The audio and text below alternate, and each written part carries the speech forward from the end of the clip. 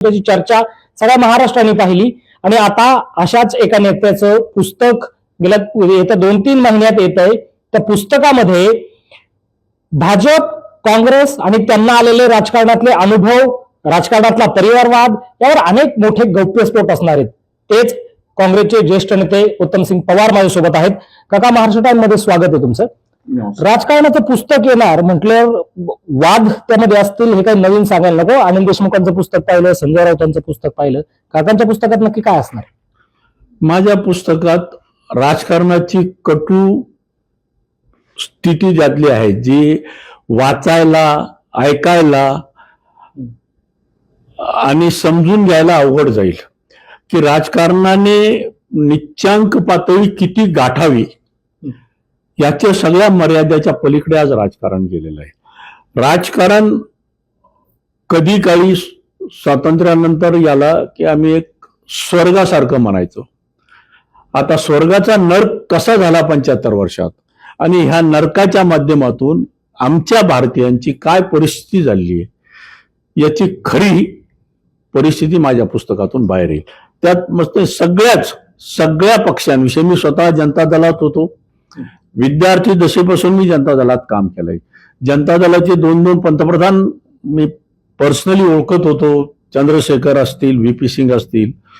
तर आजचं राजकारण अगदी 1947 ते 2025, पण मी सक्रिय असलेलं 2090 ते 2025च्या राजकारणात ज्या घडामोडी, जे घाणेरडे प्रकार, जे देशाच्या लोकशाहीच्या प्रतिमेबद्दल अत्यंत घृणा येईल अशा परिस्थितीत आलेलं आहे. आणि हेच सगळं माझ्या पुस्तकात असेल. त्यातून माझे अनुभव असतील, खरे असतील. आणि भ्रष्टाचार हा इच्छा नसताना लोकांना मान्य करावा लागत आहे.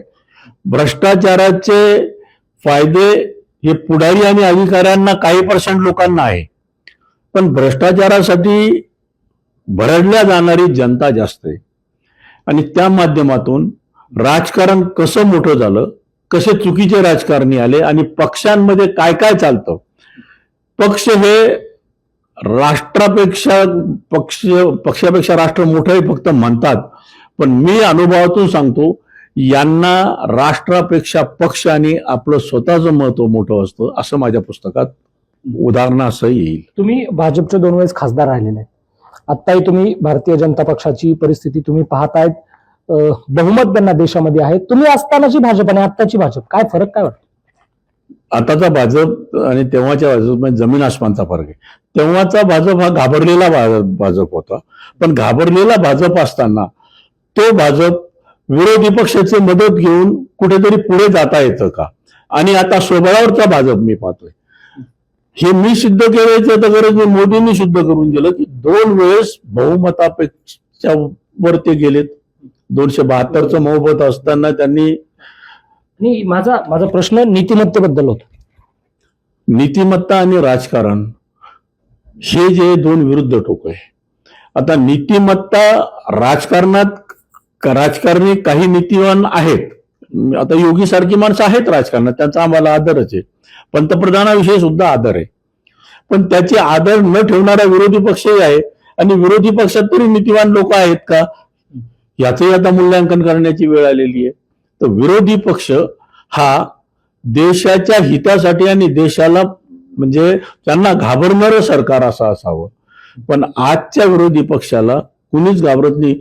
आज ते पाकिस्तानचे साठी होऊन बसलेले आहेत. असा विरोधी पक्षाविषयी ज्यावेळेस प्रतिमा तयार होते की माझा विरोधी, देशाचा विरोधी पक्ष हा माझ्या राष्ट्राबरोबर आहे का माझ्या शत्रू राष्ट्राबरोबर आहे, ह्या प्रश्नाचं उत्तर माझ्यासारख्या अनुभवी माणसाला आज कळत नाही. काका, तुम्ही काँग्रेसचे सक्रिय सदस्य आहात अजून, आणि तुमचा रोष दिसतोय तो काँग्रेसवर जास्त दिसतोय, याचं कारण? नाही, त्याचं कारण माझा रोष काँग्रेसवर नाही, माझं विरोधकांवरही, म्हणजे सरकारवरही तेवढाच रोष आहे. पण सरकार आमच्यापेक्षा चांगलं असल्यामुळे ते बहुमताने सत्तेत आहे.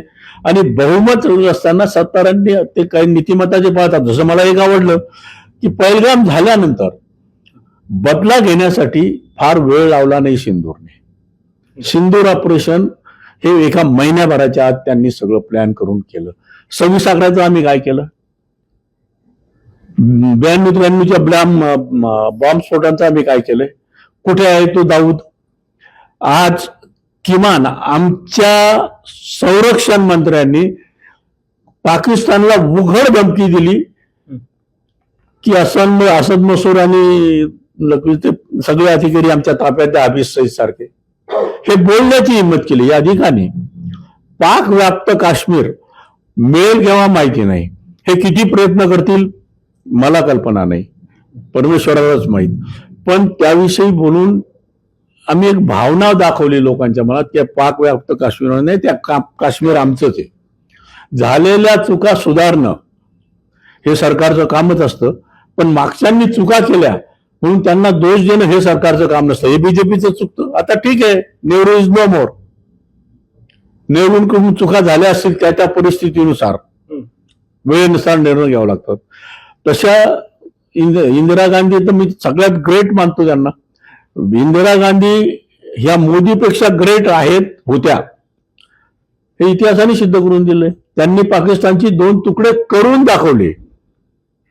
बांगलादेशीची निर्मिती ही केवळ इंदिरा गांधींच्या प्रयत्नातून झाली. त्याच्यासाठी वॉर केलं आणि पाकिस्तान ईस्ट अँड वेस्ट जे होतं तर त्यांनी बांगलादेश करून दाखवलं. आत्ताच्या काँग्रेसचं नक्की काय चुकतंय? कारण तुम्ही काँग्रेसचे सदस्य आहात, काँग्रेसचे नेते आहात. काय चुकतंय काय काँग्रेस? आताच्या काँग्रेसमध्ये कोण कोणाचा नेता होईल आणि काहीच करत नाही. आता एक माणूस आहे वेणुगोपाल, केरळातून आला, त्याला तिथे बसवलं. तो कोणाला ओळखत नाही, त्याला कोणी ओळखत नाही आणि त्याच्या मार्फत जावं लागतं. आता आमच्यासारख्या सिनियर माणसांनी, आज मला 22-23 वर्ष 24 वर्ष काँग्रेसमध्ये होतात, काय वेणुगोपालला अपॉइंटमेंट मागायची का? आणि वेणुगोपाल अपॉइंटमेंट देतो का? काँग्रेसची जी पद्धत आहे, हा प्रभारी, अरे तो प्रभारी तुम्ही निवडता, त्याला महाराष्ट्राची काही अक्कल आहे का? त्यांनी काही अभ्यास केला आहे का? बस आमचे. आणि काँग्रेसमधला आजचा लाचार आणि चमचा कार्यकर्ता आमचे प्रभारी झाले, त्यांचे फोटो लावतात. अरे कशाला लावता बाबा फोटो? जे लोक तुम्हाला मतदान करतात त्यांच्या समस्या जाणून घ्या आणि त्याचे फोटो लावा की लोकांना काय हवंय.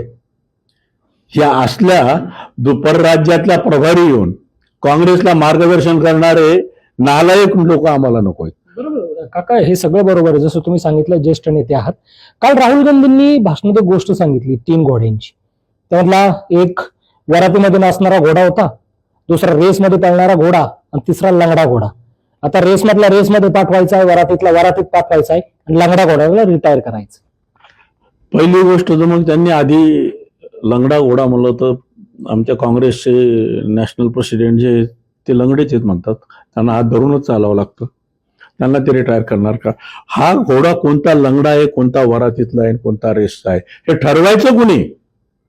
हे ठरवायचा अधिकार पक्षाला नसतो, हे ठरवायचा अधिकार जनतेला असतो. आणि पहिली गोष्ट, घोडा हा शब्द तुम्ही वापरला, आय एम प्राऊड. घोडा हा माझा सगळ्यात आवडता प्राणी आहे. त्याचं कारण आहे, घोडा हा सगळ्यात विश्वासू प्राणी आहे. राणा प्रतापाच्या चेतकांनी ज्यावेळेस राणा प्रताप संकटात होते तेव्हा किती लांब उडी घेतली होती, याचं उदाहरण आहे आपल्याजवळ. आणि कदाचित कोणत्या प्राण्याचे जर स्टॅच्यू झाले असेल तर घोड्याच्या स्टॅच्यूला जास्त महत्व आहे. घोडा शब्द उच्चार करताना घोडा हा एकमेव प्राणी आहे ज्याला मर्द म्हणलेलं आहे. त्याला घोड्याला स्तन नसतात. पुरुषांना आम्हाला स्तन असतात, घोड्याला स्तन नसतात. आणि ज्याला स्तन नसतात त्याला मर्द म्हणलेलं आहे. अर्जुनाला स्तन नव्हते. मानवी याच्यात जन्मला अर्जुनाला स्तन नव्हते म्हणून अर्जुनाला पूर्ण पुरुष म्हणायचे. तसा घोडा हा पूर्ण पुरुष आहे, त्याला स्तन नाही. त्यामुळे घोड्याची तुलना कुठेही होऊ शकत नाही. ऐकून घ्या. नंबर 2, आता घोडा हा शब्द जरा तर बिचारा खऱ्या घोड्यांना दुःख होईल. घोडा एकमेव असा प्राणी आहे की जो झोपत नाही, तो कायम सतर्क जागे असतो, मालकाशी वफादार असतो. पण त्याही पेक्षा जगातला सगळ्यात मोठी रेस ही घोड्यावर खेळल्या जाते, रेस. आणि त्याही पेक्षा प्रत्येक पॉवरला हॉर्स पॉवर, अश्वशक्ती म्हणतात. तर घोड्याची शक्ती आमच्यासारख्या राजकारण्यांनी त्यांना कळत नाही. त्यामुळे घोड्याचा प्रयोग कोणता कसा, मी एकच सांगतो, घोडा हा प्राणी ज्याला स्तन नाही तो मर्द आहे, आणि त्याला तरी आता याच्यात ओढू नका. नाही, यावरच मला अजून विचारायचं होतं, कारण जसं त्याच भाषणात राहुल गांधी म्हणतात की आतापर्यंत काँग्रेसने काय केलं की वरातीतला घोडा रेसमध्ये वाचवला आणि रेसमधला घोडा वरातीत ठेवला, त्यामुळे त्याला रेसवाल्याला पाठीमागून फटका मारला घोड्याला की तो खाली बसतो. तसंच काँग्रेसचा राष्ट्रीय अध्यक्ष निवडताना काँग्रेसने रेसमधला घोडा वरातीत पाठवला का? आता त्यांच्या म्हणण्याच्यावरून तुम्हाला असंच वाटतं, पण हे जे होतं ते झोपलेले होते का? ते आज 2004 पासून सक्रिय खासदार आहेत, त्यांना सगळं माहित आहे. ते स्वतः काँग्रेस अध्यक्ष राहिलेले आहेत. आता सुदैवाने ते एलओपी झाले. एलओपी झाल्यानंतर आम्ही त्यांच्याकडून फार अपेक्षा केलेल्या आहेत, पण ज्या पद्धतीनं आज त्यांचं कार्यपद्धती आहे, ते आमचा कार्यकर्ता जोपर्यंत काँग्रेसमध्ये येण्यासाठी ओघ लागावी असं मी जी अपेक्षा करत होतो ते राहिलेलं नाही. उलट काँग्रेसला एक्झिट जास्त दिसू लागलं मला. माझा प्रश्न शशी थोरावांबद्दल विशेष होता. शशी थरूर हा खरोखर रेसचा घोडा आहे हे मी सांगेल. शशी थरूर पर्सनली इंटेलिजंट आहे, मी ओळखतो त्यांना. He is a studied. ते वायफळ बोलत नाही, वाचाळ बोलत नाही, आणि मुद्देसूद बोलता. He would have been the better choice. आणि आय सॅल्यूट हिम की त्यांनी काँग्रेस अध्यक्षासाठी विरोध केला. 100 मतं घेतली, जय पराजय वेगळा, पण नाही, त्यांनी खारगेला विरोध केला. अरे बाकीच्यांनी का त्यांना साथ दिली नाही, आणि तुम्ही का त्याच्यासाठी एवढं केलं? तुम्ही वारा ना. काँग्रेसच्या प्रदेशाध्यक्षासाठी एकच नाव, 10 नावं का नाही? जर तुमचा इतका 140 वर्ष जुना पक्ष आहे तर 10 का नावं का नाही? होऊ द्या ना मतदान. तुम्ही लोकशाही जर म्हणता ना, लोकशाही काँग्रेसला मान्य आहे का? तर मग प्रियंका गांधी जनरल सेक्रेटरी कशी होऊ शकते पक्षाची? What is our contribution? बाकीचे गेले का सगळे? कुणीतरी काँग्रेसमध्ये महाराष्ट्रासारख्या राज्यात तुम्ही पाहताय, नंबर 2चं राज्य युपी नंतरचं, सगळ्यात जास्त सीट, देशातलं श्रीमंत राज्य, आणि राज्यसभेला कुणीतरी इम्रान प्रताप गडी नावाचा एक कवालीबाज माणूस पाठवतात. काय लाज वाटते का? महाराष्ट्रात काँग्रेस नाहीये का? महाराष्ट्रात मुस्लिम इतर कोणी काँग्रेस नेता यांना दिसत नाही? कधी चिदंबरम, कधी कुणी. राज्यसभा म्हणजे यांनी लावलेला एक तमाशा. आणि कोण प्रभारी येतो गांधी फॅमिलीची सीट आहे. राज्यसभेची सीट महाराष्ट्राची आहे का गांधी फॅमिलीची आहे? पक्ष कोणाचा? पक्ष कोणाचा? आता तेच काँग्रेसवाल्यांनी ठरवायचं ना. मी तर काँग्रेसवाल्यांना आव्हान करतो, पक्ष कुणाचा आहे पक्ष हातात घ्या. आणि म्हणून सांगतो, पक्ष हातात घ्या तर पक्षाला जिवंत राहील. पक्ष ज्यावेळेस तुमच्या बाजूने येईल तर काँग्रेसचं हायकमांड तुम्हाला घाबरलं पाहिजे. आजचा कार्यकर्ता काँग्रेसचा कार्यकर्ता हायकमांडला घाबरतो म्हणून पक्ष संपलेला आहे. मला हायकमांडला आव्हान करणारा कार्यकर्ता पाहिजे, किंवा हायकमांड चुकतं. मी पाहिलं एक नावाचा मोहन प्रकाश नावाचा कधीतरी आम्हाला दिला होता. बस गोड गोड बोलायचं. अरे तुला अक्कल आहे का काही? महाराष्ट्रामध्ये काही माहित आहे का? एक खासदार तुझ्या काळात आला, 1-2 खासदार, ते एक अशोक चव्हाणांनी आपला तो सातवाला होता. असे लोक तुम्ही पाठवता. काका, तुमच्या आक्रमकतेवरून कळतंय पुस्तकात नक्की काय असणार आहे, राज्यात त्यांनी काय गदारोळ होऊ शकतो. काय एखादा स्पेशल किस्सा आहे का? आक्रमकता कदाचित तुम्हाला दिसणार नाही. अनेक भाजपवाले सुद्धा मला शिवाय देतील की आमच्या पक्षाने त्यांना 2दा खासदार केलं. मग असं काय लिहिणार आहे तुम्ही? मी ते काय लिहिणार आहे त्या लेखकाचं काय एखादा किस्सा आहे जो खास करून काय हिंट तर असेल ना? चांगली हिंट आहे. माझा तिथे भ्रष्टाचारालाच विरोध आहे. भाजपमध्ये भ्रष्टाचार भाजपमध्ये नव्हता वाजपेयीच्या काळात असं कोण म्हणतं? 10 जनपद जसं मी बोलतो तसं 7 रोजकर काय चालायचं मला माहिती आहे. तेही येणार आहे सगळं 100% येणार. काय येऊ नये? या देशात पंतप्रधान, उपपंतप्रधान यांची कार्यालय जी अत्यंत महत्वाची ठरली जातात, याच्याविषयी माहिती तर मिळालीच पाहिजे. आणि ते जर पुस्तकात राजकारणातले खरं उघड चित्र केलं नाही तर मग माझा हा जो 30 वर्षाचा मी माझं तारुण्यपूर्ण राजकारणात घालवलंय गेलं, तर त्याचा अनुभवात तो जे बोल अनुभवाचे बोल हे खरं मी लोकांसमोर मांडायला पाहिजे आणि या पुस्तकातून मी ते निश्चित मांडणार आहे. काका, आता पुस्तकाबद्दल तुम्ही सांगितलं ना की प्रेक्षकांना हिंट आलीच असेल की काकांचं पुस्तक किती आक्रमक असणार आहे. कुणाच्याही फेवर असणार नाही. फेवर नसेल पण आक्रमकता असेल, सत्य असेल, त्यात हिंट तर आली आहे. दुसरीकडे जसं तुमच्या भाषेत आक्रमकता दिसते तसं आता तुम्ही विशेषतः मराठवाड्यात तुमचं सगळं राजकारणाचं गेलेलं आहे आयुष्य. मराठवाड्यातल्या काही समाजकारण्यांची, काही राजकारण्यांची भाषा पाहता तर कालच एका न्यूज चॅनलवर एक डिबेट पाहिली. ती जी भाषा जी पाहताय तुम्ही किंवा गेल्या 2-3 वर्षापासून आंदोलनात छत्रपती शिवाजी महाराजांच्या पुतळ्याखाली बसून जी भाषा वापरली जाते त्या भाषेबद्दल काय वाटतं? मला कीव येते मराठवाड्याची आणि वाईट वाटतं की बा माझा मराठवाडा जो बिनशर्तपणे रजाकाराच्या त्रासाने कारणाने त्रासलेला असला, बिनशर्तपणे महाराष्ट्रात सामील झाला आणि महाराष्ट्रात सामील झाल्यानंतर आम्हाला कायम स्टेप मदर ट्रीटमेंट त्याला म्हणतात तुम्ही, सावत्रपणाची वागणूक माझ्या मराठवाड्याला सुरुवातीपासून मिळाला. माझ्या मराठवाड्याच्या मुख्यमंत्र्यांना सुद्धा एक शरद पवार हे जास्त मुख्यमंत्री जरी असले तर यांचा आमच्या मराठवाड्यावर प्रेम नव्हतं. मराठवाड्यातले लोक त्यांना होते. त्यांनी मराठवाड्याचा आमची राजधानी औरंगाबाद याचा चांगला विकास होत असताना तिथे नामांतराचं हे केलं. मी नामांतरवादी होतो. बाबासाहेब आंबेडकरांचं विद्यापीठाला नाव द्यावं यासाठी मी आंदोलनात सहभागी झालेलो माणूस आहे. आमची इच्छा होती हे नामांतर व्हावं, पण हे नामांतर कन्सेसच नव्हा.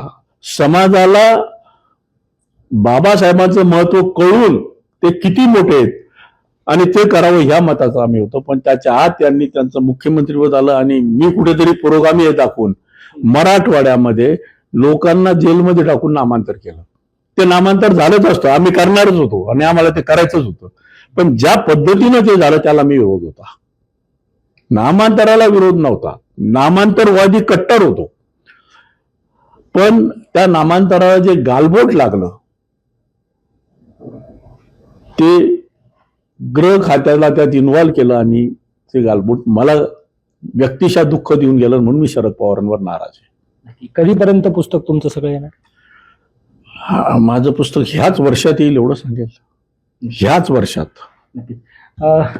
ते उत्तमसिंग पवार, पुस्तकात नक्की काय असेल याची एक झलक त्यांच्या या गेल्या 10-15 मिनिटाच्या आपल्या या सगळ्या मुलाखतीमध्ये प्रेक्षकांना मिळाली असेलच. मात्र भाजप असेल, काँग्रेस असेल आणि शरद पवार मुख्यमंत्री असताना नामांतराचा चिघळलेला वाद असेल, या सगळ्या संदर्भात परखड भाष्य करणारं पुस्तक नक्की असेल.